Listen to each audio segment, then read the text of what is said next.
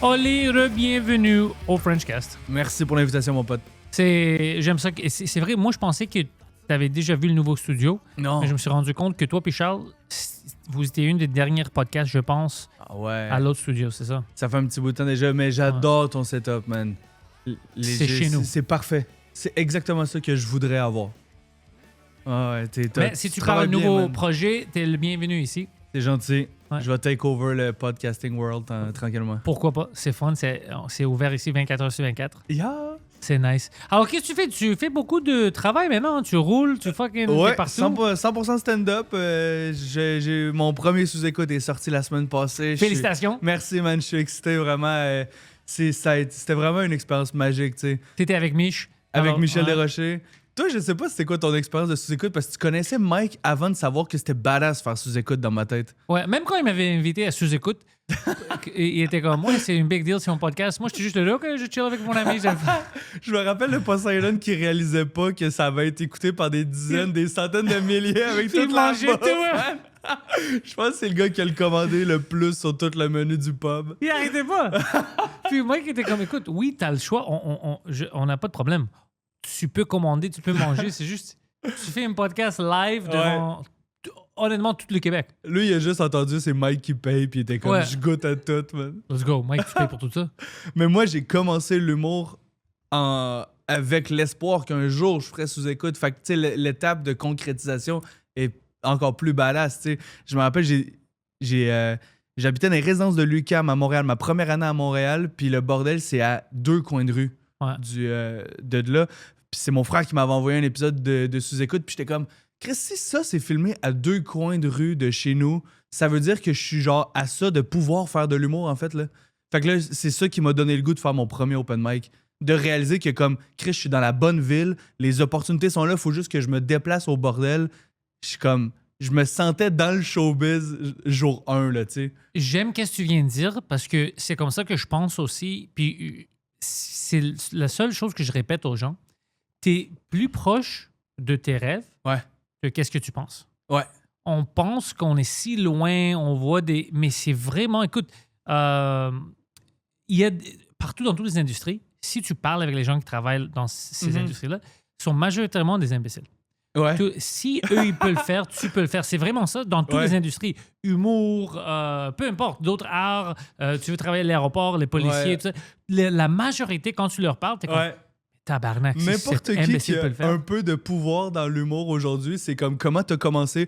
J'allais livrer des cafés à du monde, à un moment donné, ils sont morts, puis ils m'ont donné le poste. Puis ils veulent pas dire la vérité. Ils parlent, il y a beaucoup de gens qui parlent comme s'ils sont spéciaux. Oh, ben, c'est moi, puis tout ça. T'es pas spécial, bro. T'es pas spécial du tout. Comme si la personne avait tout compris jour 1, tu sais. Moi, c'est pour ça que j'adore mon amitié avec Michel Grenier. Parce que tu lui parles 2 minutes, puis il est comme... Man, tu sais, lui-même, il est humble avec son expérience. Il est comme, yo, j'étais tech pour les chicks, genre pour mon... Tu sais, il a commencé avec son frère, là, tu sais. Il n'y a pas plus, genre, compagnie de garage que ça, là, tu sais.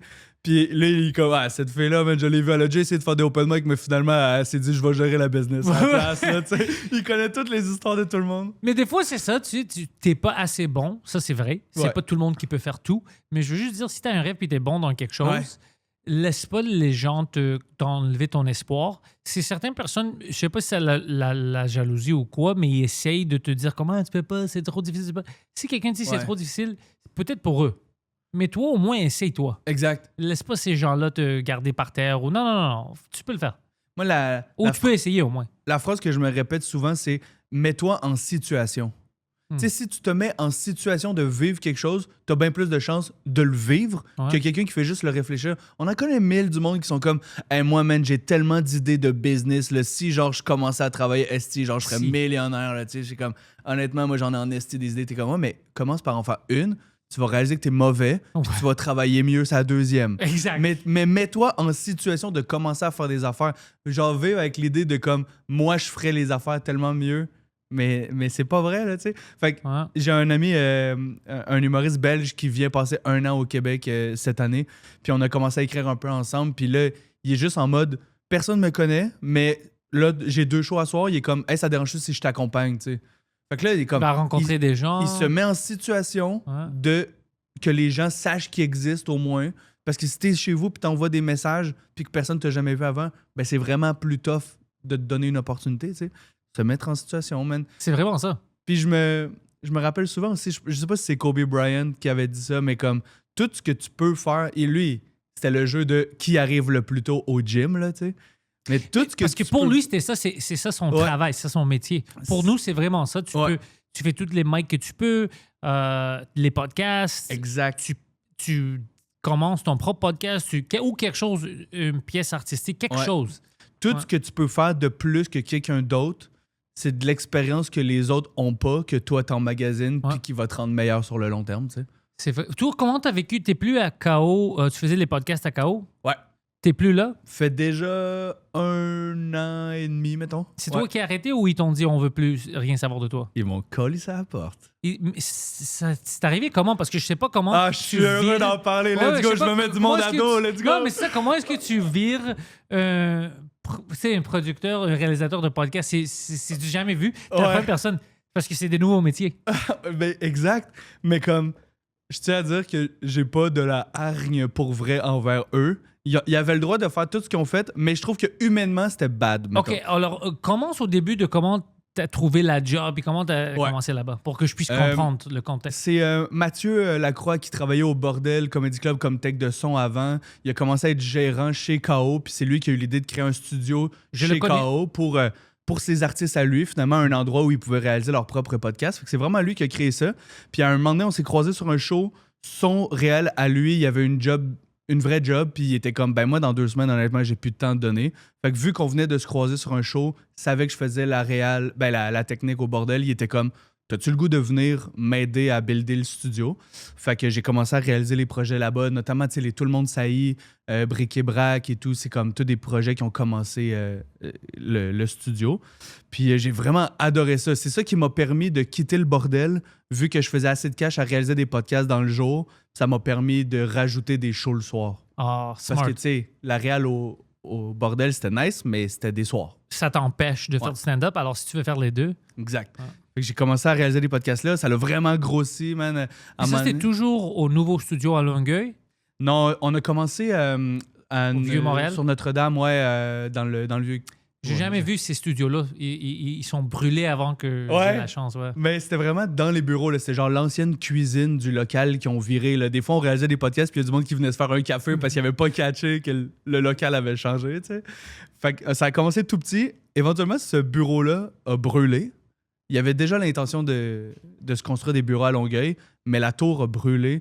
Fait que là, il y a un temps mort où on ne pouvait pas réaliser des podcasts. En tout cas, on s'est fait un studio maison. Ils ont loué un appart, genre, puis on faisait ça là-dedans. C'était Ratchet. Le monde pensait que je les invitais pour un casting couch quand je réalisais des podcasts. C'était bizarre. Mais tu sais, j'aime qu'ils ont fait ça. J'aime qu'ils n'ont pas juste dit « OK, on peut rien faire pour 6 mois. » Non, OK, on trouve quelque chose. Puis juste dire que moi, j'ai jamais été comme employé de KO, toujours contractuel. Tu sais, comme on n'a pas d'entente, pas de contrat. Ils me donnaient des dates, puis comme je me pointais. Puis c'est moi qui faisais l'horaire à un certain moment aussi. Fait que moi, j'ai quand même été fidèle aussi parce que pendant quelques mois, il n'y avait pas de podcast, puis je vivais juste avec l'espoir qu'ils allaient me redemander de travailler avec eux autres, qui étaient comme « ça s'en vient », tu sais. Les nouveaux bureaux à Longueuil, t'es allé, là, c'est énorme, là, tu sais. Ils ont vraiment investi, c'est quand même fou, là, comme... C'est pas juste leur bureau, mais tous les meubles en général, c'est nice. Ouais. Tu sais, Louis Morissette a rapatrié ses 4 compagnies de production, man. C'est genre... Ouais. T'as l'impression que c'est comme la maison à Bruce Wayne, là, tellement qu'il y a du cash là-dedans. C'est très, très nice. Ils ont bien fait. Il y a une compagnie de monteurs, une compagnie de prod, les magazines, genre, tout est là, tu sais. Puis c'est bon parce que t'es pas toute seule. T'as d'autres gens que tu peux faire du petit brainstorm, c'est des compagnies différentes. Non, c'est smart. Tu sais, techniquement, si t'es un artiste chez KO, tu peux aller réaliser un podcast, avoir un meeting avec la prod, aller faire du montage pour tes projets, gérer la facturation. Tu sais, genre, tout est à la même place. C'est quand même fou. Le studio a grossi et tout, mais moi j'ai pas de formation là-dedans. Fait qu'à un moment donné, il était comme là, il va falloir qu'on step up notre game. Fait qu'il était genre ouais, on va engager du nouveau monde, mais tu sais, on a encore besoin de toi pour l'instant. Puis fait qu'il me garantissait rien. J'ai pris des vacances avec ma blonde. J'ai pris 1 semaine de vacances, la première fois que je prenais des vacances depuis 2 ans. Puis la journée avant mes vacances, la fille responsable du studio a dit quand tu reviens de vacances, on n'a plus d'heures. pour toi. Mais pour commencer, ils n'ont plus d'heures. C'est toi qui. Non, parce qu'ils ont encore des engagé podcasts. quelqu'un de temps plein qui a... Pour te remplacer, Ouais. pas pour. OK. Ouais, OK. fait que moi, je faisais faire la visite au monde qui allait voler ma job. Oh non, bro. Mais ils ont le droit, tu sais, parce qu'ils m'ont pas donné de préavis Ouais, parce que ouais. j'ai pas de contrat. Tu sais, ils me doivent pas de 4% ou de whatever. Je suis pas employé. Non, bien sûr, Mais c'est le juste- principe. Il avait le droit de le faire, de me dire Mais tu merci. faisais-tu ta job si mal que ça? Comme... Je faisais bien ma job, mais j'ai pas les compétences techniques pour travailler sur un Compétences plateau de télé. Ouais, mais on parle de podcast. Mais aussi parce que les autres, ils me demandaient à quel point t'as envie de t'investir dans le studio, puis j'étais comme, ben, jusqu'à ce que l'humour marche à 100%, là, tu sais. Ils sont pas idiots aussi, moi. Eux autres n'étaient pas ma priorité, donc je n'étais pas la leur non plus. Ça, c'est Fait logique. que c'est fair, là, tu sais. Ouais, c'est fair. Et eux ok. autres, ils avaient besoin de quelqu'un de temps plein. Moi, j'étais genre, je suis game de travailler encore un peu des heures. Fait que ça a été la meilleure nouvelle au final, là, tu sais. Ils m'ont mis dehors le 1er août de comme l'autre année avant. Puis là, j'étais genre, OK, ben, je fais le saut, 100% humour, je vais me débrouiller, T'as pas on le verra choix. ce qui arrive. Ouais. J'ai travaillé à force d'avoir des contrats du monde qui m'ont. J'ai eu un petit contrat de pub pour Burger King, ça m'a donné un beau petit Ouais, 3 ouais, mois ouais. de lousse, man, ça c'était bon. Je t'avais vu à. Oh, bro. Tu sais, j'étais où, moi? À Vancouver. J'étais dans un restaurant qui avait des télés. Ils montraient le C'est football. vrai? Je tourne ma tête, bro, je te vois. Puis je pars à rire. Puis personne. Pourquoi tu ris? J'étais comme. Un de mes amis mange un burger. C'était tellement surréel comme expérience. Première fois que j'étais comme lead d'un tournage, mettons, là, tu sais, je suis Ah. pas professionnel, man. Il voulait juste payer du monde en dessous de la table. C'est là. vraiment ça, Ouais, ouais. ouais. Puis il était comme, il a l'air capable de manger, il est gros en tabarnak, fait qu'on va l'inviter, man. C'est comme ça que moi, j'ai eu la majorité de mes jobs. Ils voient comme. Lui, il sait manger. Lui, il Écoute, sait manger. T'as failli être Poseidon parce qu'ils l'ont vu manger à sous-écoute. Il était Oh. comme, ah, lui, il a l'air de bien manger, man. Lui, j'ai hâte de le revoir sur un podcast, Poseidon, parce que ça fait longtemps que le monde n'a pas entendu rien sur lui. Ouais, Alors, ça va être fun de le ramener bientôt. j'avoue. Ouais. Puis, lui non plus, n'a pas vu les nouveaux studios Ah ouais. complétés. Non, juste au début, quand on peinturait, mais il n'a pas vu ça. Mais c'est vraiment parfait. Fait Ouais. qu'en tout cas, ça, c'est mon expérience avec KO. OK. Mais tu sais, en tout cas, peut-être qu'il y a des gens qui vont cerner une petite amertume dans ma voix, mais je l'ai vraiment pris en me disant, fuck off, c'est le signe qu'il faut que je me mette à temps plein au stand-up. Je vis que de ça maintenant. Il y a des mois plus rough que d'autres, comme tu le sais, j'imagine, Ah. quand on commence. Mais aujourd'hui, j'aime toutes mes journées. Ça, c'est OK. malade, man. Ça, c'est très important. Ah ouais. Puis tu sais, puis je m'en sors bien, là, tu sais. Mais Parfait. moi aussi, man, j'ai eu plein de comme situations comme ça. Puis j'avais peur. Oh, fuck, qu'est-ce que je vais faire? Ouais. Puis tu te débrouilles. Tu trouves Exact. la manière de contribuer à les deux facettes de ta vie, artistique puis, Ouais. on va dire, civile, que tu dois payer tes... Ouais. tu dois payer toutes ta plein de la bouffe, ton auto, Ouais. loyer. Ouais, on a beaucoup d'expenses. Ça fait peur quand c'est une contrainte externe qui t'arrive, qu'il faut que tu comme level up. Mais honnêtement, tu sais, parce que ça fait peur aussi quitter quelque chose. Puis je pense que moi, genre, si j'avais travaillé à temps partiel au studio pendant... J'aurais pu faire ça vraiment trop longtemps. Tu vois? Tu sais, je me serais privé de passer à la prochaine étape en stand-up à cause du confort d'avoir du money, tu sais. Puis je travaillais avec des humoristes aussi. Le danger de travailler au bordel puis de réaliser des podcasts, c'est que tu sens que tu fais partie du milieu artistique, mais tu fais pas ton art. Ça, c'est Alors, un danger. Tu te sens accompli C'est d'un certain niveau, mais c'est pas vrai. T'es tout le temps entouré d'humoristes, Ouais. les gens savent que tu fais un peu des shows et tout, mais c'est que t'investis pas dans le bon bucket.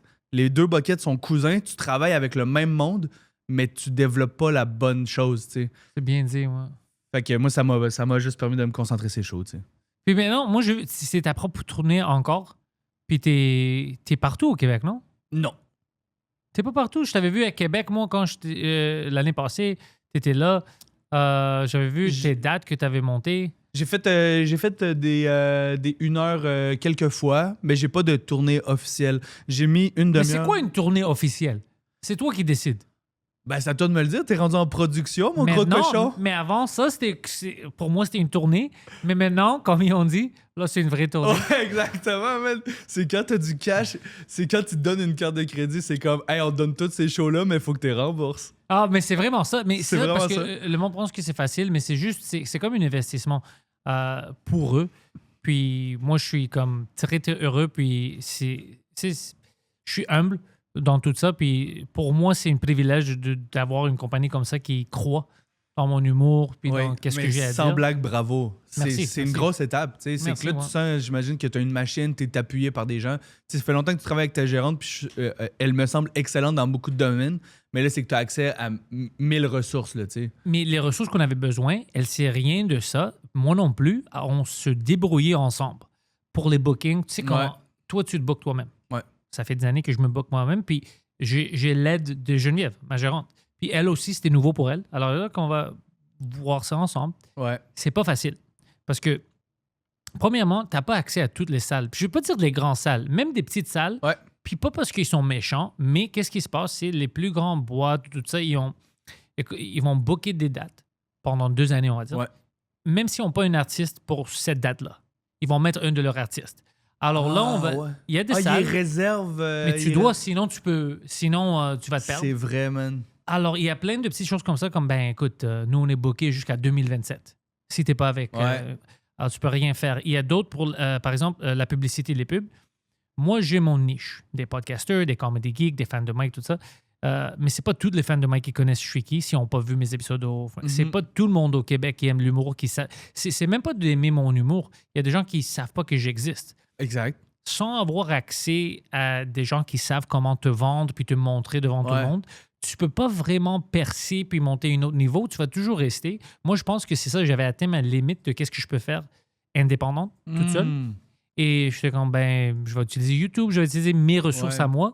Mais pour percer un peu plus, pour vraiment pousser ça à des niveaux où je pense que je peux vraiment atteindre puis montrer à tout le monde qu'est-ce que je peux faire, je peux pas le faire toute seule. Ça doit être rassurant pour des salles parce qu'en fait, eux, ils doivent prendre le pari que les abonnés de cette salle-là vont aimer le produit qui eux autres, ils bookent.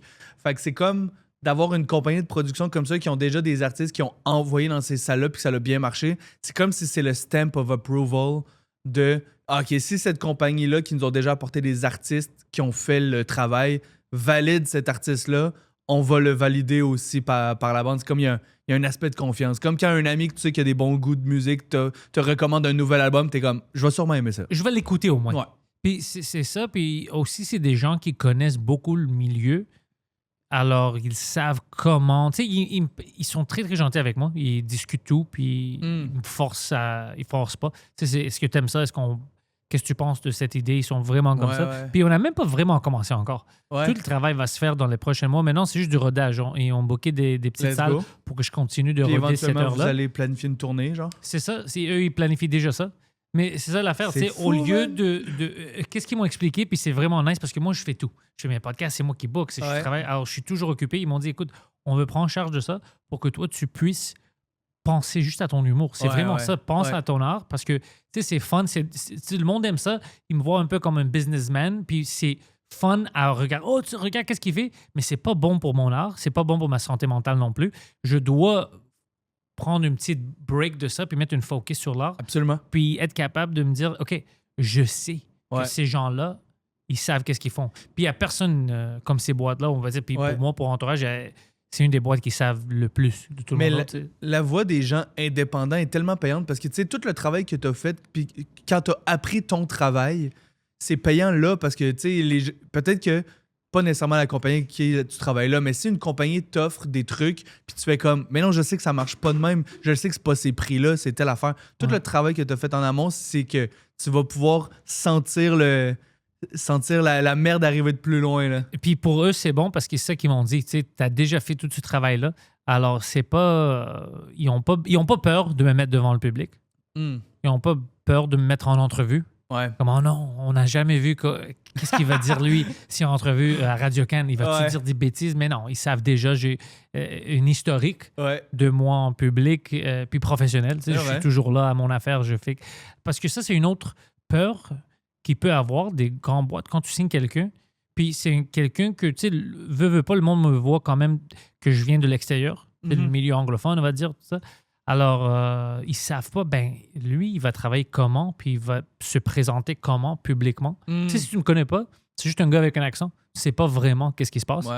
Alors, j'aime beaucoup, tu sais, qui ont venu me voir, ils ont aimé le show, puis tout ça. Puis pour moi, c'est un privilège de travailler avec eux. Toute l'équipe, même gentille, tout ça. Puis ils n'ont rien vu. C'est ça que je veux dire. Ils n'ont rien vu encore. On n'a rien fait encore. Ils sont venus te voir en show, puis c'est après que ça l'a comme un peu débloqué. Ouais. Ça, c'est badass. Tu les as convaincus avec des jokes. C'est ça que pouvais rien faire plus que ça. C'est ça que le milieu devrait être, en fait. C'est quand le gars, il est funny, on travaille dessus. Ouais. Puis c'est magique de savoir, toi, créativement, qu'il y a une équipe qui travaille derrière toi, puis qui vont booker des choses. Parce que je trouve ça tough, être créatif, quand tu sais pas ça va servir à quoi. Ouais. Tu sais, c'est tough écrire des jokes dans le vide, mais si tu le sais que tu prépares un nouveau 30 minutes, une nouvelle heure, ou que tu as une date littéralement bookée dans ton agenda dans 1 an, tu vas écrire 3 fois plus. Tu vas avoir le goût d'aller roder. Fait que là, j'imagine que les nouvelles idées que tu notes, t'es comme « Ah, mais ça va servir au prochain show que je travaille avec ma gang. » Mais exact. Là, c'est bon parce que j'ai déjà mon heure, puis c'est juste que j'adapte ça, puis je travaille sur tous les petits points que ils sont pas assez forts, tout ça, pour qu'on a quelque chose de magnifique. Mais j'ai plein de choses que j'ai écrites qui sont comme evergreen, que sont pas vraiment... sont pas pop culture ou sont rien à faire avec maintenant. Alors, je peux les garder pour mon prochain spectacle. Evergreen, ça veut dire genre Evergreen en intemporel? anglais. Ouais, c'est exactement. On dit si c'est des blagues en anglais, c'est des blagues que tu peux utiliser pour toute ta vie. Comme quand tu parles des histoires de ta vie ou toi, ton père, ta famille, tout ça, t'as pas besoin de dire non. C'est pas relié à Trump être président ou des choses. C'est pour ça que moi, j'évite ça dans mon heure, de parler des politiques ou j'évite le plus possible parce que je veux pas que si quelqu'un l'écoute, après 3 ans, ils sont comme moi, j'ai pas les références. Ouais. Parce que c'est long un show, là, tu sais, des fois c'est 1 an de rodage, puis quand le show est prêt, il est pas prêt aujourd'hui, il faut qu'il soit valide pendant 2 ans, là, tu sais. Les dates, c'est fucking long. Puis c'est jamais vraiment prêt. On va dire la vérité, tu sais, on capte des choses, on les sort, mais on n'est jamais heureux. Exact. On n'est jamais heureux. J'écoute mes shows, puis je suis comme, j'aurais dû dire ça, j'aurais dû parler comme ça, j'aurais dû faire ça. Il n'y a rien qui me fait plus rire que aller voir la première d'un spectacle, puis la personne est genre « Ma blonde! » Puis ça fait 3 mois que dans toutes les journées, dans tous les journaux, ça dit qu'ils se sont séparés. T'es comme « Yo, ce number-là est trop vieux! » Ouais, c'est ça. Non, mais moi, j'avais peur d'affaires comme ça aussi. Moi, j'avais peur de... Tu sais, je parle beaucoup de mon chien, puis les vieilles. Ouais. Je dis « Oh non, imagine quelque chose qui arrive à mon chien. Il faut que tu mettes du cash dans ton chien, il faut qu'elle t'offre jusqu'au show. Oh, je mets du cash. Puis c'est pas pour les choses, c'est parce que je l'adore, mais c'est... Beaucoup. Elle vient de se faire opérer elle-même. Elle avait une cyste. OK. Puis elle le déchirait avec ses dents. Puis je suis comme, OK, on doit aller l'enlever. Il était supposé What the fuck? Ouais, de le geler, puis après l'enlever. Mais quand on est arrivé, la madame a dit, yo, elle a fait l'opération elle-même. Elle a sorti tout. Elle a une trou. Non! Ouais. Alors j'étais comme, fuck. What the fuck? Elle prenait des antibiotiques maintenant. Ça fait 1 semaine. Elle était toute rappée comme Wolverine. Prochaine fois que c'est toi qui es blessé, t'es comme « Mors-moi! Opère-moi! Yo, t'as un médecin à la maison! » Elle aimait pas ça. Comme c'est quoi ça? Je l'enlève moi-même. Ouais. C'est fucked up. L'instinct de survie de comme... Elle savait que ça allait pas là. Ouais. Je le sors. C'est fou. Mais ça fait 1 semaine de ça, puis elle est déjà comme pratiquement toute guérie. Ouais. Puis elle a 16 ans, bro. Elle est tough. À 16 ans, puis une petite chose en plus, là, tu sais, genre, en tout cas, dans ma tête... Je sais pas. Elle a pas l'air d'avoir le plus gros système immunitaire au monde. Là. Il y a tellement petit, ton chien. Mais elle mange bien. Ouais, elle mange pas de la nourriture de chien. 16 ans? Ouais. OK, j'avais pas... Elle vient de devenir 16 en juillet. Début juillet. Ouais. Est-ce que tu sens que les gens te perçoivent encore comme un gars de l'extérieur? Tu l'as dit vite tantôt, mais plus dans l'industrie, genre, ou le public aussi? Ou... Certains membres du public, oui. Les gens qui ont entendu parler de moi, eux, déjà, ça n'existe pas. Ça, c'est comme, oh non, c'est un gars qui... Mais les gens qui n'ont jamais rien entendu de moi, même si au bordel, on va dire, il y a des gens qui n'ont jamais allé au bordel, qui n'ont jamais écouté une de mes podcasts, eux, je vois, puis je dois le parler un peu. C'est vraiment, ils pensent comme, OK, c'est un hobby. C'est un anglophone, il vient, il va faire 2-3 jokes. Il s'en va, il comprend pas que. J'ai rien contre eux, c'est normal. C'est pas vraiment. J'avais fait mes recherches un peu, mais ça se fait pas beaucoup. Puis, tu sais, il y a des gens comme Sammy, que lui, c'était en anglais, puis maintenant, c'est en français, mais c'est pas vraiment quelque chose de commun qu'on le voit. Que les gens qui faisaient, qui faisaient vraiment de l'anglais, puis, tu sais, ils vont aux États-Unis, comme qu'est-ce que moi je fais, que c'est à 100% en français. Ça se voit pas, alors c'est bizarre pour eux. C'est quand que c'est un gars, je sais pas, il essaye son français, il se teste. Mais c'est pour ça que ton show va être bon, tu sais. Ou genre ton show est déjà bon là, mais quand il va être comme en tournée officielle et tout, qui va être encore meilleur parce que tu l'as travaillé au bordel devant des gens qui n'ont pas l'habitude de voir du monde qui arrive avec ton background. Ouais. Fait que c'est comme, à toutes les shows que tu fais au bordel, il faut que tu convainques du monde qu'un gars anglo peut faire rire des franco. Mais tu sais, les gens qui vont être dans les salles puis qui ont l'habitude d'aller voir des shows, les abonnés, c'est exactement le même public que les gens du bordel, là. Fait que tes jokes sont déjà faites pour les convaincre eux autres. C'est vraiment... Puis c'est pour ça que moi, je reste beaucoup dans mes histoires de ma vie, puis de mes amis, parce que c'est vraiment de faire les gens comprendre je suis qui, puis pourquoi ma vie est drôle. Ouais. Puis c'est unique, parce que si c'était juste moi qui parle de « Hey, c'est différent en français qu'en anglais, hein? » Ouais, OK, mais c'est pas une blague, ça. Mais puis j'ai des amis qui j'essayais de les convaincre, puis là ils ont commencé à faire des open mic en français. Puis certains de eux, quand je les vois en français, je leur parle, puis je dis « Hey bro, t'es pas retardé, fais pas ça. Tu peux pas monter sur la scène puis juste faire comme Hey, je comprends pas le français, c'est different que l'anglais. Ouais, le monde, ils savent que c'est fucking différent, bro. C'est pas une blague, ça. Pour toi, c'est spécial, mais pour eux, c'est normal. Fais juste tes jokes, tu sais. Puis en plus, t'es pas une fucking hippopotame blanche. Ils ont vu... C'est pas rare. T'sais, ils ont vu des êtres humains qui sont anglophones. C'était pas spécial, bro. On veut qu'ils restent dans leur bas de la ville, mais on le sait qu'ils existent. Exact. On sait qu'ils existent. Ils t'ont déjà vu, ils écoutent la télé, ils savent qu'ils existent. Tu parles comme si t'es quelque chose comme « Vous avez jamais vu ça ». Puis quelqu'un qui le fait bien, ça a une vraie valeur originale. Moi, ben, j'imagine tu le sais ou tu t'en rappelles, mais comme je fais des shows en anglais depuis 1 an ou 2 là, déjà. Puis c'est fucked up sur les shows en anglais, c'est moi qui est original. Ce que j'ai jamais en français, parce que je suis un dude blanc qui fait des jokes, là, tu sais. Fait que c'est pas moi qui ai la saveur spéciale sur un pacing, mais en anglais, c'est moi le gars original avec clairement un accent puis qui pique la curiosité du monde. Fait que si tu utilises ça pour de la sympathie au profit de tes jokes, ça a une vraie valeur, là, tu sais. T'es enfin original. Fait que les gens en anglais, je leur dis tout le temps, si t'es capable de un peu parler, essaye.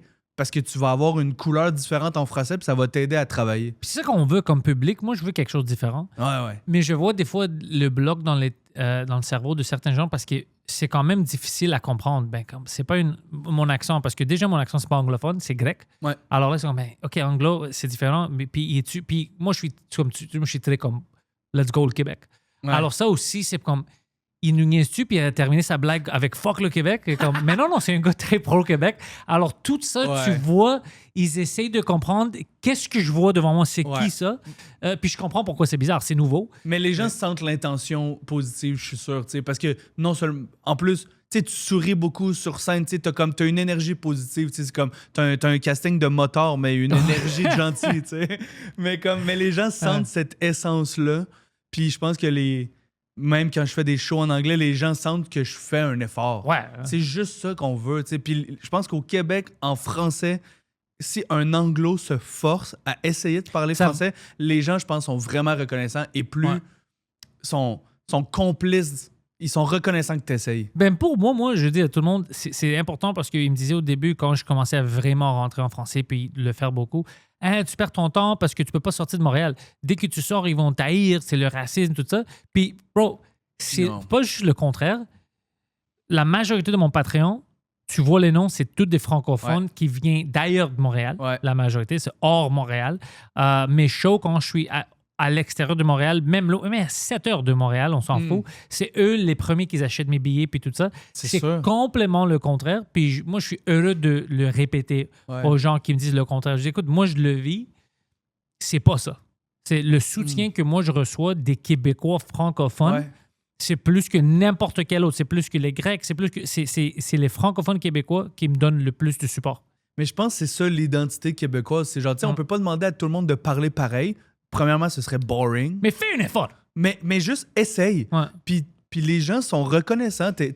Parce que ça reste que c'est comme le français est comme un peuple opprimé à travers le Canada d'une certaine façon. Fait qu'on essaye de se tenir puis on essaye de rester fort. Mais si quelqu'un essaye d'être dans le gang, bienvenue, là. Let's go, t'es là. J'ai vu Louis C.K. au Saint-Denis la semaine passée. Mike est allé aussi, puis Adib est allé aussi. Plein de gens, puis ils m'ont tous dit c'était bon. Ouais, puis Mais c'est Jim Norton, il y avait une joke en première partie qui disait qu'il a vécu un peu au Québec pendant la pandémie, mais qu'il n'a jamais essayé d'apprendre le français. Puis tu sentais que la moitié de la salle était anglo, la moitié était franco. Puis tu savais pas qui allait applaudir. On a senti une petite tension de comme... Tu sais, les Franco, on était genre, mais t'aurais pu essayer d'apprendre un mot, ouais, bro. 3 mots, bro. Puis là, il y a des Anglos qui s'en allaient, qui commençaient à applaudir. Puis là, il y a personne qui a embarqué. Fait que là, tout le monde était genre, OK, t'as le droit de faire ta joke, mais ça aurait été cool que t'essayes. C'est drôle, hein? Ouais. Ah, mais non, essaye. Mais c'était drôle que dans le silence, on entendait les deux publics en même temps. Ça, c'est weird. On savait pas qui allait dominer la réaction, genre. Mais c'est que tout le monde regarde ça comme... Ben, écoute, si lui il applaudit à côté de moi, il va avoir des problèmes. Tout le monde était genre, attends, je suis dans le bassin des Franco, des Anglos ce soir. T'as-tu aimé le show? C'était cool. C'était fucked up comme expérience. Tu sais, une légende quand même, que j'ai écouté toutes ses specials, j'écoute ses audios souvent encore, mais c'est fucked up de le voir dans la même pièce, là, tu sais, d'être là, puis juste, tu sais, quand il regardait, moi j'étais au balcon, mais tu sais, quand il regardait au balcon, puis là, de faire genre, Chris, tu vois dans ses yeux, là, tu sais, il n'y a pas d'écran, il n'y a pas de filtre, t'es genre, OK, là, je suis là en live. J'étais tellement comme overwhelmed par comme toutes les sensations, les trucs, la connasse qui parlait à côté, que j'ai de la misère à donner une critique de l'humour de ce que j'ai ressenti, mais j'ai hâte d'écouter le show capté pour comme me rappeler de mes souvenirs, de mon feeling, de voir qu'est-ce qu'il a gardé. C'est genre, moi j'ai l'impression que là, j'ai comme vu... Tu sais, j'aime ça voir le A à Z de la construction d'un show. Là, j'ai vu comme l'étape au milieu, mais j'ai hâte de voir le Z, le produit fini, monter, ça va ressembler à quoi, puis catcher comment il a travaillé. Ouais. Non, je comprends totalement. J'aime ça analyser comme comment il monte un special versus un show live. Il y avait moins d'énergie que ce que je m'attendais qu'il allait donner. Tu sais, il était vraiment genre relax, peinard dans son delivery, mais en même temps, je me rappelle de ses shows, tu fais... OK, mais il est de même aussi dans ses shows captés, mais la caméra est tellement proche de lui que tu as l'impression qu'il te donne beaucoup d'énergie. Je sais pas si ça fait du sens. Oui, mais maintenant, quand tu le vois sur une stage vide, toute seule... Là, tu fais OK, c'est fou. Il travaille vraiment avec le silence, avec les temps morts. Tu sais, il y a des act-out de face, pas de mots, que c'est un punch. Il y avait 100% le contrôle de la salle. Il y avait un rythme puis son timbre de voix, puis on connaît tellement ses shows qu'on était hypnotisé par son delivery. J'ai trouvé ça fou quand même. Il y avait vraiment le contrôle de la foule. Tu sais qu'est-ce que j'aime que tu viens de décrire de comment il contrôle le silence, puis comment la caméra, quand c'est proche, ça change tout. Tu peux être dans la salle pour un spectacle, puis le revoir, même spectacle, le même. Ils ont capté le spectacle que toi, tu faisais partie, puis c'est complètement deux expériences différentes. Ouais. Puis moi, j'essaie d'expliquer ça aux gens qui ne sortent pas beaucoup, puis ils aiment le stand-up, mais ils ne sortent pas le voir en live. Puis je leur dis, écoute, en personne, c'est une autre expérience. C'est comme si tu n'as jamais allé voir une de tes bands préférées en concert. C'est vraiment l'humour, le stand-up, c'est fait pour des petites salles, pas des grandes salles, puis en personne. C'est ça le stand-up. Mais oui, le pouvoir de le pouvoir d'une foule, tu sais, de se laisser emporter par une émotion collective. Genre, il y a quelque chose de plus grand que notre expérience humaine d'aujourd'hui. Il y a quelque chose comme dans l'ADN de tous les peuples se sont laissés emporter par des mouvements de foule. Il y a quelque chose dans l'ADN de comme on est des êtres sociaux, puis que, tu sais, genre, le classique, c'est comme tu mets plein de gars dans un groupe, puis ils vont juste devenir plus stupides, mais c'est parce que c'est la moyenne des gens qui deviennent la vérité. Pas genre si t'as payé un PhD. C'est comme si t'es dans une foule d'idiots, tu vas être idiot, mon chum. Tu sais, qu'est-ce que j'ai fait cette semaine? Tu vas aimer ça? Bordel, vendredi soir, je pense, ou samedi. Samedi, je pense, j'ai animé. Non, vendredi soir. Animé Bordel en français. Et Première fois? Ben, en français, je devais pas animer. Mais je sais qu'il n'y avait pas le choix. Wow. Il y avait des chokes, je sais pas. Puis elle m'a dit, on n'avait personne, t'étais le plus proche. Peux-tu le faire? Si je comprends, si tu veux pas le faire, tu veux pas animer. J'étais comme, ben, si t'as personne, let's go, j'arrive. À quel point il était mal pris. Elle m'a même dit, si c'était pas toi, j'aurais dû appeler quelqu'un qui n'a jamais joué au bordel. On n'avait personne. C'était tout parce que c'était déjà booké avec les humoristes. Les vendredis, c'est plein. Bro, c'était fucking drôle. C'est sûr, t'étais bon. Ben, moi, je sais pas, c'était quand même une foule un peu bizarre cette soirée-là pour moi. C'était plein de gens qui, c'était la première fois, qui étaient au bordel. Ouais. Puis tu vois, il y a certaines personnes, bro, tu le vois au début, s'ils me connaissent pas, ils pensent que c'est un personnage. Puis je vais arrêter de parler comme ça. Alors ça, c'était drôle. Mais je dis, y a-tu des gens qui c'est la première fois au bordel? Puis tu vois plein de gens, c'est comme... Ben, moi aussi, techniquement, tu sais, la première fois que je fais... Moi non plus, je sais pas qu'est-ce que je fais sur scène présentement. Alors, on va vivre ça ensemble, puis le monde essaie de rire, mais c'était bizarre de le vivre comme animateur en français. J'ai eu quand même du fun, tu sais, je suis toujours heureux, puis je parle aux gens. Ça devait être une cool expérience quand même, parce que tu as tellement joué aussi sur cette scène-là comme humoriste que tu devais quand même être en contrôle des paramètres. Exact, j'étais confortable, je connais tout ce qui se passe, les règlements, puis en plus, je connais comment gérer la salle. J'anime en anglais des fois là-bas aussi, quand on fait le show anglo. Alors, c'était pas nouveau, mais c'était nouveau. Est-ce que tu le reconnais que tu as une forme de luxe ou comme un privilège quand même de te présenter souvent au bordel? C'est hot, là, tu sais. Je le dis à tout le monde, parce que, tu sais, on se parle, les humoristes. Il y a certains humoristes que je leur rappelle que c'est un privilège. Ouais, des fois, je suis comme, hey, bro, let's go. Je pense que tu en es conscient et reconnaissant, mais tu es dans une situation que beaucoup de gens rêvent. Mais c'est pour ça. Puis tu le mérites à chaque fois que tu joues aussi. Mais parce je que suis reconnaissant de ça. C'est pour ça qu'il y a certaines personnes que, tu sais, ils vont dire quelque chose, puis c'est comme, c'est comment on est fucking chanceux d'être là, bro? Ferme ta gueule, puis essaye. Ou tu sais, le monde qui se plaint, t'es comme, mais dude, on est payé, puis le monde qui vont se présenter, ils ont hâte. Fait que genre... Puis t'as parlé des grandes salles aussi. J'ai vraiment aimé que CK, il jouait au Saint-Denis, qui est gros, mais moi, j'ai vu Ricky Gervais il y a comme un mois ou plus à la Place Belle. Il joue où au Saint-Denis? Parce que le Saint-Denis, maintenant, ils ont fait une petite salle aussi, non? Je pense pas, non. Et c'est pas Saint-Denis? Ah, OK, ouais. Ils ont fait une petite salle, de qu'est-ce que je comprends. Celle-là, je l'ai pas vue, par exemple. Mais lui, c'est lui avec les écrans à côté puis tout ça? Il y avait pas d'écran. Mais je pense que... C'était pas allumé. Je sais pas si... peut-être que c'était pas allumé. Mais c'était juste... Saint-Denis, c'est genre 1200 personnes. Non. Je sais plus. Je pense que c'est 2200. Oh, OK. Mais c'est comme la plus grosse salle, à part la Place des Arts. Tu sais, c'est comme, Saint-Denis, Place des Arts, Centre Bell. Mais non, Olympia, c'est combien de personnes? Ah, t'as raison. Olympia, c'est moins que le Saint-Denis, je pense. OK, nice. Je pense que c'est comme... 1000 quelques? Ouais, j'ai 1004 en tête. J'avoue, là, c'est le moment le plus autistique du podcast. Mais c'est juste des petits... Parce que je sais qu'ils ont mis les écrans à l'espace Saint-Denis, puis je voulais voir pour une show d'humour, ça avait l'air de quoi? Ah ouais. J'ai pas vu l'espace Saint-Denis. Mais le Saint-Denis, c'est gros, mais il y avait quand même un feeling que je me sentais connecté avec la performance. Parce que j'étais comme première rangée du balcon. Par contre, Ricky Gervais à la Place Belle, pas au Centre Bell, mais la Place Belle de Laval, c'était trop gros. Ça, j'ai pas aimé.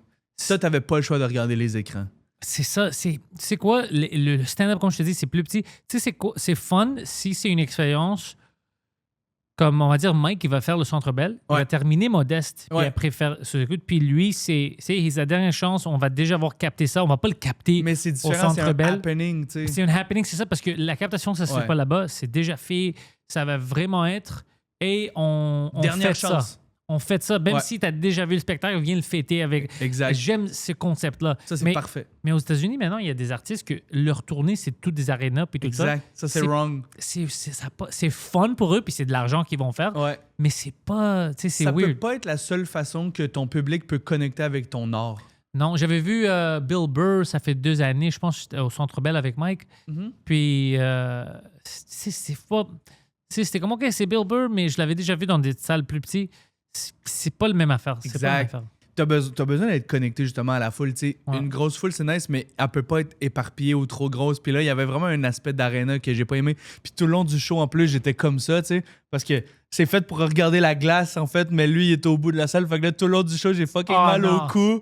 Puis là, c'est genre, t'es coincé, mais en même temps, t'es loin de tous les autres groupes de public. Fait que t'as l'impression que ça rit en morceaux. T'as l'impression que le monde rit par petites batches. Moi, je pense que notre ami a checké c'est quoi les chiffres aussi. Ah ouais? Je suis curieux, c'est quoi? Alors, l'Olympia, c'est 2438.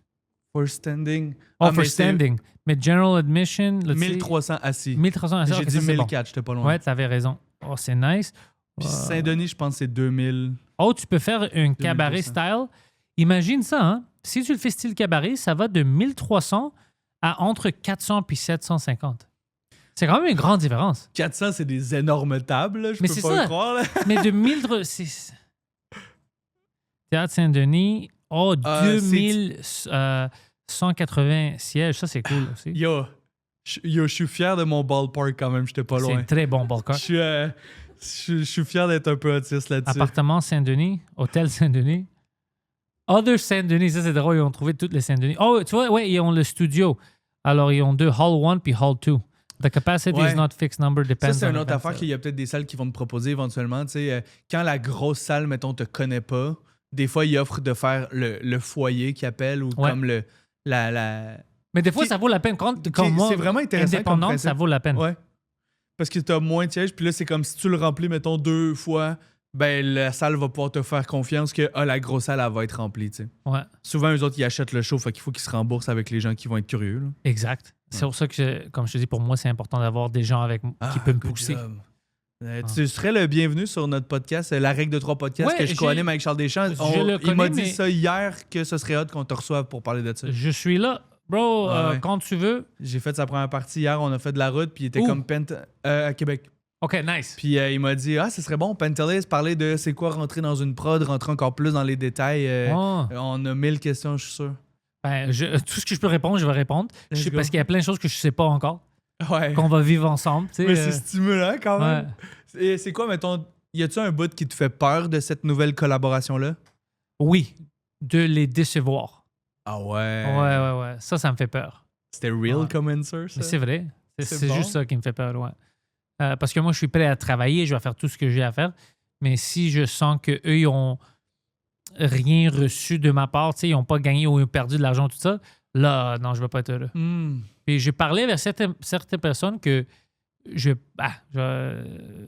peut-être après le podcast, je peux le nommer, mais je ne vais pas le nommer dans le podcast, mais avait dit quelque chose pour le prod, puis c'était pas avec la même compagnie que moi, mais juste des choses que j'aimais pas, comme, tu sais, ils ont de l'argent, c'est ça qu'ils font, puis tout ça, c'est comme une gamble.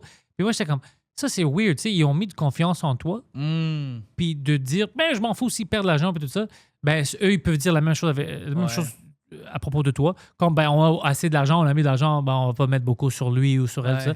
Alors, j'ai pas aimé ça. Moi, c'est vraiment, tu rentres là-bas, ça fait partie de ta famille, tu travailles avec quelqu'un, tu veux que tout le monde gagne, puis c'est vraiment ça que je veux. Puis je pense que j'ai quelque chose de différent à offrir au public québécois. Un point de vue différent. Alors, je pense que oui, ça va être un succès, puis on peut faire de l'argent, puis tout le monde peut être heureux, puis on va rembourser qu'est-ce qu'ils ont déjà mis dedans, qu'est-ce qu'ils vont mettre dedans. Je pense que c'est la part de toi qui est la fidélité. Tu sais, genre, j'ai l'impression qu'il y a une part de...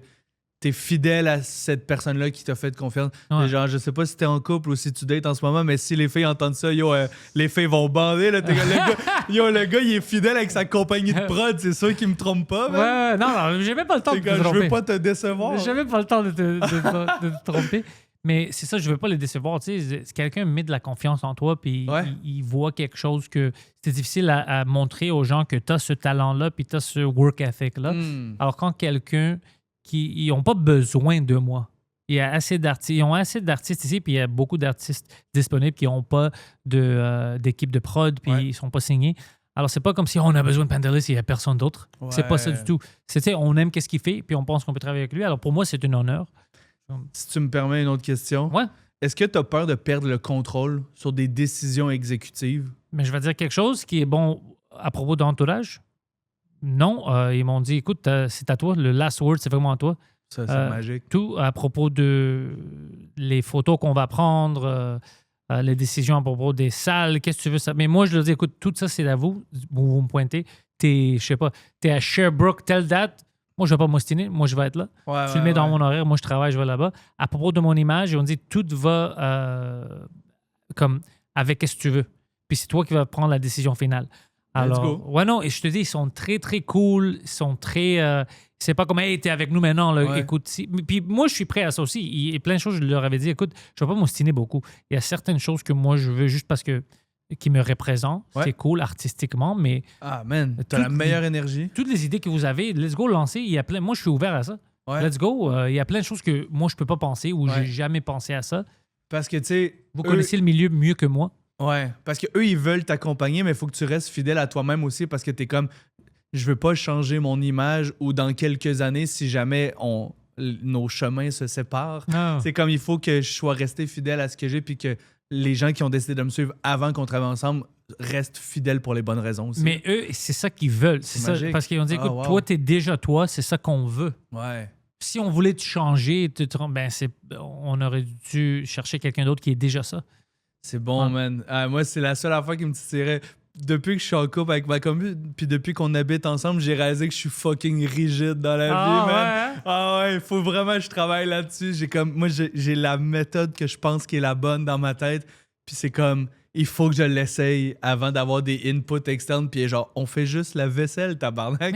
Donne-moi 2 secondes, bro. Je veux t'en donner des idées. Ouais. Fait que j'aurais peur que, tu sais, il y a plein de décisions. Tu sais, la décision finale, c'est nice, mais j'aurais peur qu'il y ait plein de petites décisions qui m'échappent. Puis que là, c'est comme, avoir su, j'aurais pas fait ça de même. Mais moi, il faut lâcher prise à un moment donné. Parce que quand ils m'ont dit, hey, t'as de la décision finale, j'avais expliqué, écoute, ça c'est nice, j'adore ça, mais soyez pas peur. Moi, j'ai pas une idée. Si je savais qu'est-ce que je faisais à ce niveau-là, j'aurais pas besoin d'une boîte. T'as raison. Mais tu sais, c'est eux les experts, alors. Comme eux, ils vont me demander à propos d'une blague, c'est-tu drôle ça? Ouais. C'est moi l'expert dans ça, je vais dire si c'est drôle. Ben, tout ce qui est autour de ça, c'est vous les experts. Puis c'est toute une équipe. Tout le monde a comme leur domaine. Puis c'est tous des vrais professionnels. Puis tout le monde est heureux, souriant. Les gens les réseaux, jusqu'aux gens qui font des bookings, des corpos, tout le monde est comme les gens que je veux travailler avec. C'est fou quand même parce que, tu sais, tantôt on parlait des gens qui ont commencé en humour comme quoi ils connaissaient rien, mais ces boîtes-là, il y a tellement aussi de compétents en humour qui veulent tout le temps engager les meilleurs de leur domaine. Fait que, tu sais, c'est des all-star teams à eux, en fait. Là, c'est ça. Puis tu choisis ton all-star team, mais elle a une valeur similaire à l'autre compagnie, c'est juste avec qui tu as des affinités. Puis au pire, tu peux faire du chantage. T'es comme, yo, si vous m'écoutez pas, je vous envoie mon chien, tabarnak.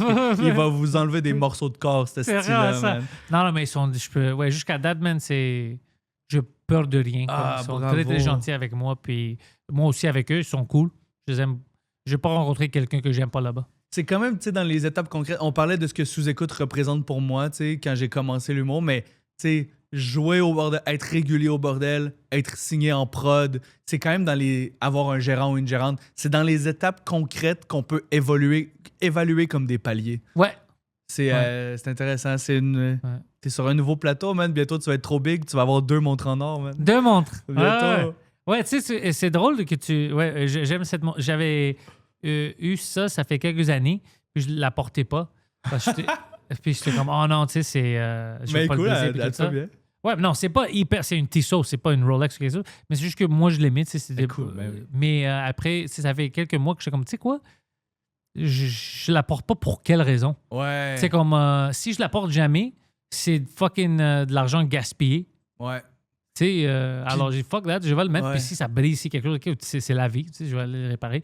Mais je l'aime bien. Je vais faire un lien bizarre, là, mais moi, dans les dernières années, dans les derniers mois ou dernières semaines, je fais vraiment un effort de me rapprocher de mon essence que je suis vraiment, tu sais. On dirait que j'avais ma personnalité quand j'étais au secondaire, au cégep, tu sais, quand tout le monde se cherche.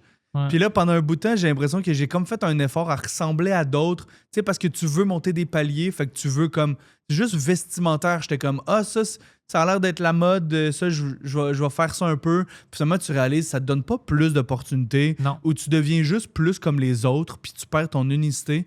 Puis là, je retombe en mode, Chris, ça, je trouve ça beau. Je suis bien là-dedans. Je m'en crisse que mes souliers soient laids pour les autres. Moi, je suis bien, man. Mais moi, je pense de la même manière. C'est cette unicité-là qui fait en sorte que tu vas te sentir bien, tu vas te sentir mieux sur un stage. Les gens vont...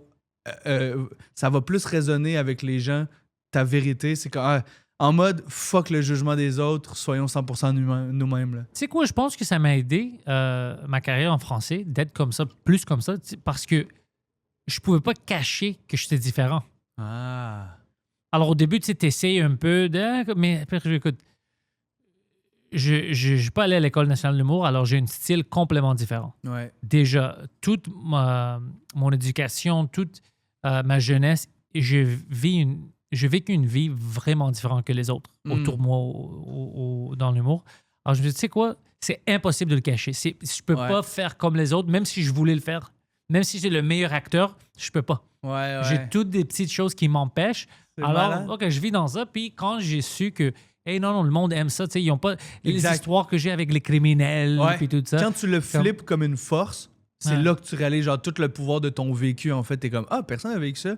Ça va pas être Louis T qui va parler des criminels en prison puis tout ça. Ouais. Alors, lui a son style, moi j'ai mon style, tout le monde a le droit à faire. Quand j'ai catché que c'est pas tout le monde qui a un père gay, j'étais comme yo, je vais écrire là-dessus, que c'est bon. Mais moi, je trouvais ça normal, tu sais. Mais c'est vrai, ouais, c'est ta vie. Ben moi, il y avait 5 ans, j'avais 5 ans quand il a fait son coming out, puis là, j'écrivais avec des amis, puis là, j'ai dit à un de mes potes, j'étais genre, pose-moi des questions. Je comprends pas ce qui est weird de mon vécu. Puis il était comme, OK, mais telle affaire, j'étais comme, ben ouais, mais genre, j'ai 3 pères, tu sais. Puis il était comme, what?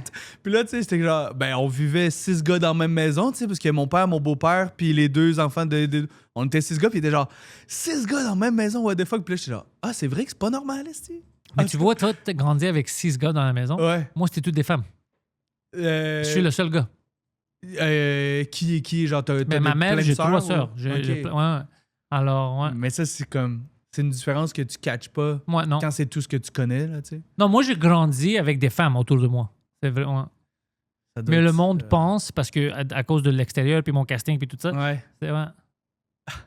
c'est weird, hein? Ouais, tu sais jamais, ouais. Pour revenir sur l'unicité, je veux pas juste trop parler de mon sous-écoute, mais moi, ça... Non, parle de ça. C'est... tu sais, je suis vraiment reconnaissant de Michel Grenier, tu sais, c'est lui qui book, évidemment, puis qui m'a dit, c'est une invitation officielle, c'est toi qui choisis avec qui tu veux venir, c'est comme double honneur dans la même invitation, là, tu sais. Vu que j'étais pas là pour te dépanner, il m'a choisi, puis j'ai choisi avec qui je voulais le faire. Mais c'est une étape concrète dans l'humour. Puis quand Louis-José Hood t'a dit non, t'as dit « OK, Michel... » J'étais comme Michel Desrochers, alright, là, tu sais. Mais... j'ai réalisé que c'est pas une étape concrète parce que j'ai envie que les autres le sachent, mais parce que moi, c'est la première fois que je m'enlevais une part de sentiment d'imposteur. Ça va jamais partir complètement. Exact, mais ça m'en enlève un peu, comme ton chien qui s'arrache. Mais ça t'enlève un peu à chaque...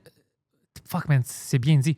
C'est vraiment à chaque niveau, ça t'enlève un peu, mais si t'es pas délusionnel, tu vas toujours l'avoir un peu. Exact. Puis je pense qu'il y a une forme de... C'est sain parce que tu veux toujours t'améliorer. Puis il faut chercher quelque chose qu'on ne sait pas c'est quoi pour trouver l'étape d'après. Ouais. Puis moi, sous-écoute, c'était la première fois que j'étais genre, OK, ça, personne ne peut me l'enlever. Je l'ai fait. Qu'il soit bon ou mauvais ou peu importe. Puis là, je suis reconnaissant, les commentaires sont bons. Mais que ça existe. I did it. Puis dans le milieu d'humour où les étapes sont floutées un peu, tous les bassins dans lesquels tu peux être moins de monde sont payants. Tu sais, au début, t'es open micer. À un moment donné, t'es rodage. À un moment donné, t'es la gang qui a fait sous-écoute. À un moment donné, t'es les réguliers du bordel. T'as un one-man show tourné. Tous les bassins où il y a moins de monde, c'est des façons de se démarquer. Puis c'est des façons de s'enlever le sentiment d'imposteur. Puis moi, c'est vraiment là, genre, je me sens vraiment mieux sur un stage depuis 1 mois et demi de comme, genre... Je me sens libre. Je suis comme, I did it! Oui, parce que des fois, moi, ça me ramène comme au sentiment de... comme je ressens comme un imposteur parce que des fois, qu'est-ce qui se passe? Tu sais, je suis régulier au bordel. Ouais. J'ai mon French Cast. J'ai plein de gens qui écoutent ça, qui me rencontrent dans la rue, puis aiment ça. Puis des fois, dans ces moments-là, je suis comme, mais qu'est-ce que je vis? Je mérite-tu tout ça? Ouais. Ça m'arrive beaucoup que je rencontre quelqu'un après un show. « j'ai trippé.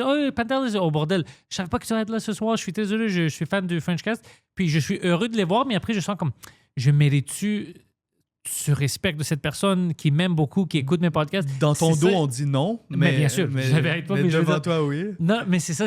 Des fois, j'ai un peu de difficulté. Ouais. À juste dire comme je peux jamais dire je mérite ça, mais c'est vraiment comme je me questionne beaucoup. Puis à la fin, c'est vraiment, écoute, les personnes aiment qu'est-ce que tu fais, ils écoutent pour une raison, ils payent pour des billets pour venir te voir pour une telle raison. C'est pas à moi de leur dire non, tu sais, c'est... Exact. Tu sais, les gens qui te donnent un compliment, tu sais, des fois on est tellement dans l'auto-analyse que t'es comme mais tel joke, moi je me suis senti un peu off. Ouais. Les gens, ils veulent être gentils, tu sais, c'est comme les... En tout cas, est-ce que... Je pense qu'il y a une part de sentiment d'imposteur parce que moi, en tout cas, je valorise tellement ce métier-là que je veux le respecter que j'ai l'impression que si ce métier-là me donne la vie que j'ai aujourd'hui, c'est comme il faut que je lui redonne 3 fois plus d'une certaine façon. Ouais. Fait que c'est le sentiment d'imposteur, c'est parce que je valorise tellement ce métier-là puis je le respecte tellement que il y a tout le temps quelque chose de plus que je peux faire pour pour que ça ressemble à mon idéal, un humoriste? C'est vraiment ça pour moi aussi.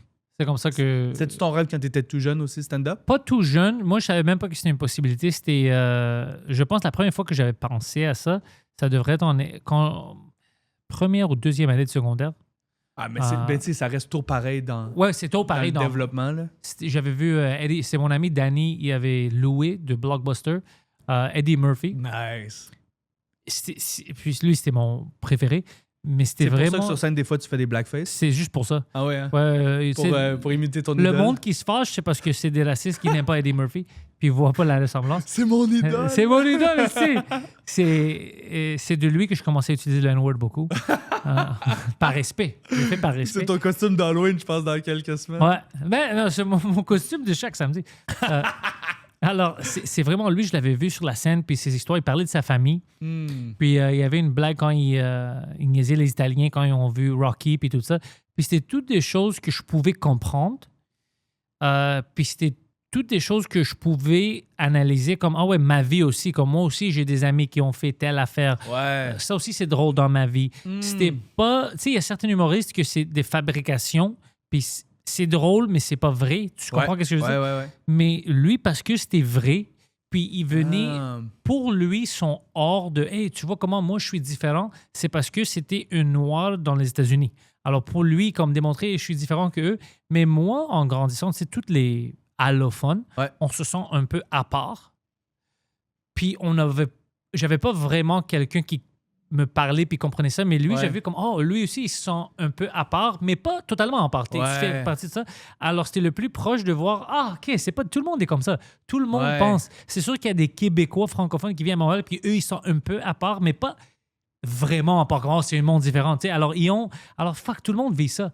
Alors, si je tape sur ça, j'ai quelque chose. Alors, c'était vraiment. Tu as fait le lien entre comment son vécu, il l'a apporté à l'humour, puis tu as catché comment ton vécu, tu serais capable de l'apporter à l'humour. Tu as vu, toi aussi, tu serais capable de faire des liens. J'ai vu que quelqu'un pouvait me parler. Lui, il était dans un autre pays, une autre race, une autre langue maternelle, on va dire, mais il avait les mêmes sentiments que moi, puis il me parlait dans une langue que je comprenais. Pas la langue humoristique, je veux dire.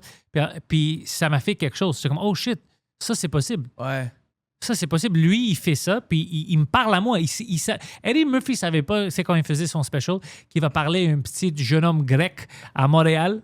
Ça aurait été bizarre s'il savait. Ouais, qui parle anglais, français, puis grec. Moi, je veux parler à un enfant. Puis c'est lui qui va prendre ça, puis ça va lui donner l'idée de, dans le futur, possiblement devenir humoriste. Lui, il savait pas ça. Mais pour moi, c'est ça qu'il a fait. C'est ça la beauté de l'humour pour moi. Il y a quelque chose de tellement humain, même si tu parles de toi, il y a quelque chose de...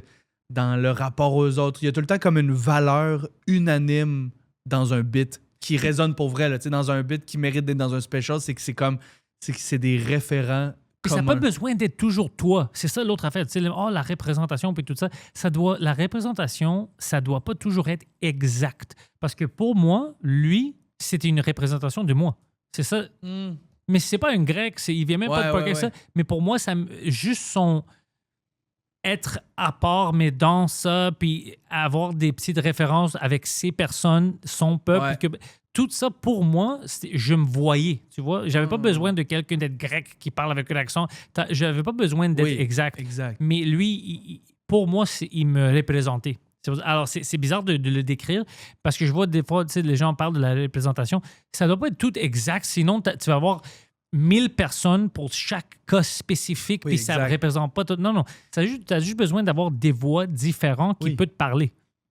Oui, parce qu'on peut trouver notre lien dans plusieurs couches de ce que quelqu'un te présente. Tu es comme, tu sais, mettons, toi, tu me parles de tes sœurs. J'ai pas de sœurs, mais je peux comprendre que dans une relation interpersonnelle avec une femme ou avec mon frère, il y aurait des similarités. On va chercher ce qu'on a de besoin. Exact. Tu n'as pas besoin... Par exemple, Mike. OK? Mike, il a grandi complètement différent. Pas comme... Il y avait certaines choses, mais la majorité... Mike, c'était un gars de Québec, moitié anglais, moitié français. Ouais. Lui a vécu ça, français contre anglais. Il y a toujours ce beef-là. Moi, j'ai pas vécu ça. Je suis grec. Je suis à part de tout le monde, puis j'aimais...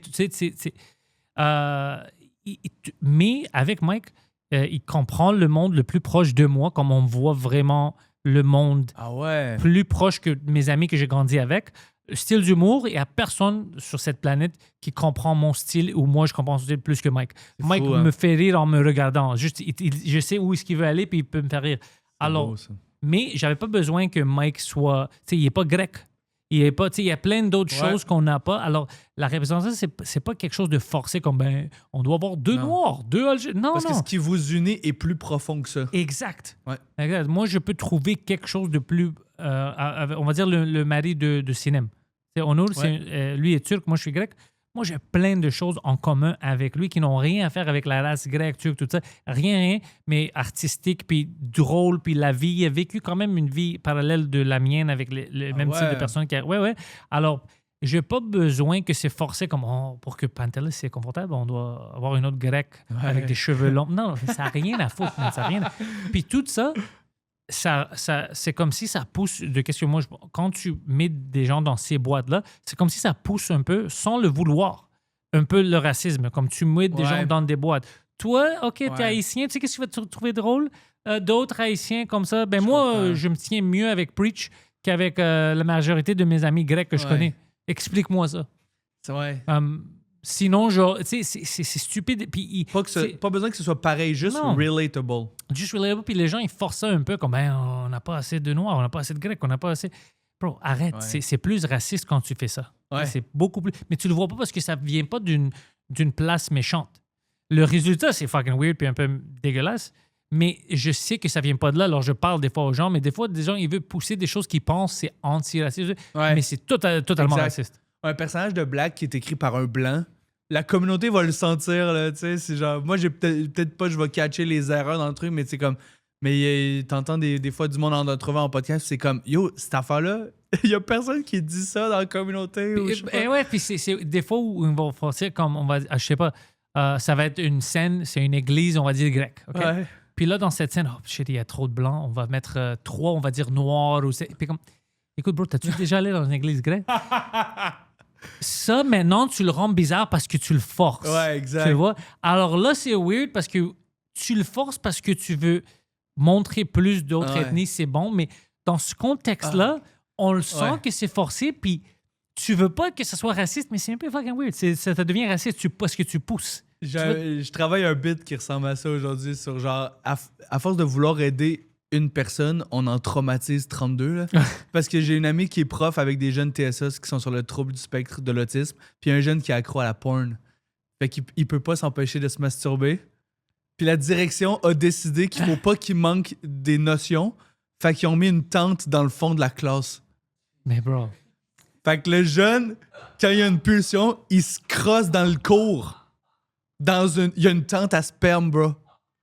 Écoute, bro, Tente à sperme, c'est le nom de mon spectacle. Il y a une tente à sperme, c'est malheureusement le nom de mon bit. Mais j'étais genre, yo, tu veux sauver un kid tu veux tellement t'adapter que tu nuis à d'autres. Ouais, mais c'est ça qui... Ces jeunes-là, ils feront plus jamais du camping, bro. Mais c'est ça qu'on vit maintenant, c'est toujours ça. Mais ça vient pas d'une... C'est ça qui est comme... C'est énervant de discuter avec ces gens-là. C'est parce que ça vient pas d'une place méchante. Si ça venait d'une place méchante, c'est plus facile de m'ostiner et de dire fuck, t'es stupide. Mais je peux même pas dire ça parce que je sais qu'est-ce que tu veux dire. Tu veux pas empêcher cette personne-là. Mais tu viens de détruire la vie de 30 autres personnes qui veulent pas avoir un gars qui se crosse à côté d'eux. Ouais, tu vois, c'est comme l'adaptabilité, puis c'est comme, puis on veut tellement qu'on fait d'autres erreurs, tu sais. C'est juste comme prendre une grande respiration, puis qu'est-ce qui est wrong là-dedans, là? J'ai vu un gars, il parlait, c'est une vidéo sur Instagram, c'était, lui, c'est un père, c'était dans une école secondaire, puis pendant qu'il parlait, il y avait 2 femmes, je sais pas, 50, 60, qui changeaient à côté de lui, tu sais, puis le comité était comme, qu'est-ce que vous faisiez là-bas, non? Puis il était comme, vous êtes inconfortable? Ben, tu sais, nos filles sont aussi inconfortables parce que vous avez mis des garçons dans leur... Puis un de leurs filles s'est fait agresser 2 fois, je pense, par le même gars, puis ils ont juste changé d'école. Puis il dit, pourquoi est-ce que vous êtes d'accord avec ça? Puis essayez d'expliquer, on veut pas empêcher quelqu'un, mais ils sont trop jeunes pour faire ça. Puis toute cette fille-là, on dit qu'elles sont pas confortables. Alors là, tu sais, ça m'a fait penser, qu'est-ce que tu dis maintenant? Comme, c'est vrai, comme tu veux. Eux, ils n'ont pas fait ça pour, on va faire chier aux petites filles. Eux, ils ont fait ça pour, le petit garçon qui est trans, on veut que lui aussi fait. Alors, ça vient pas d'un endroit mal ou méchant. Exact. Puis c'est pour ça que tout ça, c'est hyper compliqué. C'est parce que c'est tough, parce qu'il y a personne qui est capable d'avoir le vrai big picture. C'est comme si c'est un bucket avec plein de trous d'eau. Puis là, c'est genre, tu patches un trou, mais ça sort plus des autres. Là, tu sais. Fait que c'est juste, la personne, elle voit un trou, elle bouche un trou de la shot. Mais c'est genre, mais juste, c'est quoi le big picture? Il y a plein de problèmes. Ouais. Mais si t'en règles un de la mauvaise façon, ça va couler ailleurs anyway. Là. La complexité de juste notre vie, notre quotidien, maintenant, on parle pas assez. On parle juste de « Oh, on vit ça, puis tu sais, il y a des problèmes. » Mais c'est compliqué, man. C'est compliqué. Ouais. Moi, j'ai vu, on fait le ceasefire à Gaza. Ouais. Ils ont arrêté. OK, ils ont échangé des prisonniers. Que ça, c'est cool. Ils ont dit on va voir s'il y a de la paix. Puis aujourd'hui, quelqu'un m'a envoyé un message au Gaza, à Hamas. Il y avait certaines personnes qui ont fait une exécution publique parce que c'est des gens qui ont dit on pense qu'ils travaillent avec l'Israël. Alors, ils ont tiré dessus devant tout le monde. Puis c'est comme, une journée après, si on commence à tuer, même si c'est tes propres personnes que tu penses ont trahi quelque chose, c'est pas. Là, si les Israéliens, eux aussi, ils vont commencer. C'est fucking. Ça va jamais arrêter. C'est comme. Tu penses que c'est réglé, puis après, tu vois ça. Puis moi, j'ai vu ça ce matin, puis j'étais comme. Holy fuck, man, on peut pas avoir de la paix. C'est impossible. Imagine ce gars-là, il est juste comme on n'avait pas vu le tweet, on n'avait pas vu qu'il y avait un cessez-le-feu. Dude, j'étais pas chez nous, mais j'ai pas reçu le mémo, j'ai pas vu mes lettres. Prends une semaine avant de commencer à tuer des gens en public. Au moins une semaine pour. Assure-toi que tu reçois bien les alertes puis que t'es à jour dans les infos. Mais ça fait partie du ceasefire parce que c'était pas des Israéliens. C'était des gens palestiniens qui ont ils pensent qu'ils travaillaient avec l'Israël. Alors on dit toujours vous êtes des traîtres. Tu vois, mais au moins on fait ça en secret. Pas public avec des fucking vidéos puis tout ça, tu sais, le monde qui crie. Fais ça chez vous. Ouais, mais non, au moins pour que le monde, quand il voit à l'extérieur, il pense pas que c'est quand même en paix, ils vont s'entretuer. C'est pas un bon look. Tu vois? C'est pas moi qui font leur PR pour eux, mais je fais pas le PR pour eux, mais tabarnak, c'est pas un bon look. C'est pas un bon look une jour après. C'est ça la solution de la guerre, des exécutions privées. On va tuer notre propre personne. Non. Moi, je pense que... C'est pour ça que tu as loué un studio, d'ailleurs, pour avoir un endroit privé pour faire tes trucs. Les gens qui parlent trop. Pour tuer des gens. Si je trouve quelqu'un ici qui travaille avec Israël, done, fini. Qu'est-ce que tu veux plugger, bro? Je sais pas quand ça sort, mais je fais un headline à Québec le 23 octobre à la Ninkasi Comedy Club. Okay. La règle de 3 podcasts, un podcast super geek comme tes fans qui écoutent ici, avec Charles Deschamps et Philippe Drolet, qui est un auteur gradué de l'École nationale de l'humour. J'invite les gens à aller écouter mon sous-écoute qui est sorti récemment, à laisser des bons commentaires, ça fait toujours plaisir. Sur ma chaîne YouTube, je fais Oli réagit. Je réagis à des vieux numbers de stand-up québécois. Je vois tes clips. Fait que ça, je m'amuse vraiment. Là, c'est genre juste essayer de refaire sortir les vieilles archives, voir d'un peu de où on vient humoristiquement au Québec. Moi, je me rééduque à travers ça. Je donne des commentaires analytiques sur ça, c'est tel procédé, des trucs vraiment rentrés dans l'analyse de la joke. Donc, Olivier Foy, F-O-Y. Oli, merci d'être venu au Frenchcast. Merci, mon pote. Vraiment un peu plaisir.